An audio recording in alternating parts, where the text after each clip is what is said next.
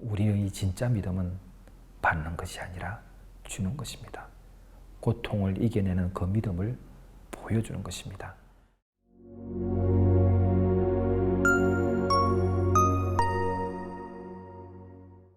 안녕하세요. 베델 회복 공동체 김상철 목사입니다.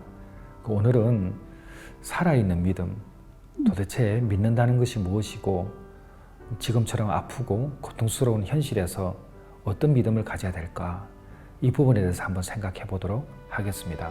우리가 중독이나 우울증, 다양한 심리적인 어려움을 겪게 되면 몹시 힘듭니다. 제가 늘 말씀드리고 있는 빈곤이라는 것이 단지 배고파서 이제 먹을 것을 줄이고 있는 상태가 빈곤이라고 과거에는 이야기했지만, 지금은 내가 사랑하는 사람과 헤어지든지 또는 가고 싶은 곳을 못 가든지 나의 꿈이 자들자든지 늘 우리가 어떤 영적인 준비를 하고 있다가도 패배했을 때 느끼는 좌절감, 이런 것들도 다 빈곤입니다. 이럴 때 우리는 잘 채워야 된다고 말씀을 드렸죠.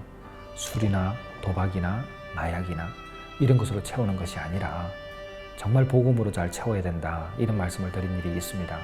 우리에게 찾아오는 믿음은 늘 어떤 확인을 요구합니다. 그런데 그 응답을 받으면 우리는 늘 기적이라고 이야기하죠. 왜? 하나님께 기도했기 때문에 받은 결과물이잖아요. 그럼 우리는 그런 결과물이 많은 사람을 보고 저 사람은 믿음이 좋다라고 말할 수도 있습니다. 근데 한번 생각해 보십시오. 하나님께서 우리가 기도할 때 늘 응답해 주시던가요? 그렇지 않습니다. 정말 우리가 믿음이 좋다라고 말할 수 있는 사람은 응답을 자주 받은 분이 아니라 그럼에도 불구하고 하나님을 신뢰하고 하나님 한 분만으로 그 고통을 이기면서 살아가는 것입니다. 우리는 기도 응답의 결과를 바로 잡아야 합니다. 하나님께서 우리에게 행하시는 기도의 응답은 고통을 인내하고 견디는 것, 그리고 줄 수 없는 상황이지만 주는 것, 견딜 수 없는 상황이지만 견디는 것, 이런 것이 바로 기도의 응답입니다. 예를 하나 들어보겠습니다. 여러분도 잘 아시는 부활 그 전거의 주인공이었던 천정은 자매가 있습니다. 벌써 항암을 123차입니다. 우리는 천정은 자매의 믿음이 다 좋다고 말하고 있습니다. 그렇다면 하나님의 기도 응답으로 평가를 했다면 천정은 자매는 이미 병이 나아야 했습니다. 그런데 천정은 자매는 병이 낫지 않았고 오히려 지금도 계속적으로 항암을 할 수밖에 없는 그런 상황입니다. 그럼에도 불구하고 그녀가 믿음이 좋은 것은 자신과 같은 암 한우들, 그 암 한우가 있는 가족들을 찾아가 복음을 전하고 있다는 것입니다. 고통을 이겨낸 것이죠. 그래서 진정한 살아있는 믿음은 받는 것이 아니라 주는 것입니다. 어떠한 상황 가운데서도 내가 가지고 있는 것을 주는 것입니다.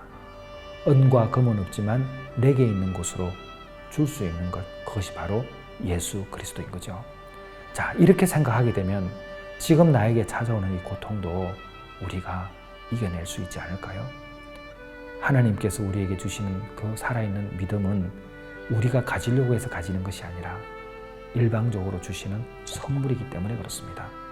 하나님께서 믿음을 선물로 주시면 고통도 이겨내고 당장 회복이 안 되더라도 기다릴 수 있고 우리가 함께 좋은 결과를 맺기 위해서 나아갈 수 있는 것입니다.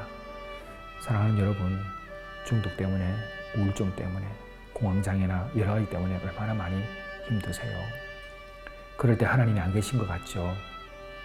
그러더라도 꼭 이겨내시길 바랍니다.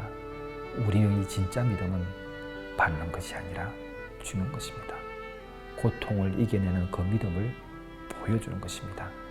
그때 하나님께서 참 잘했다라고 칭찬하지 않을까 생각합니다. 감사합니다.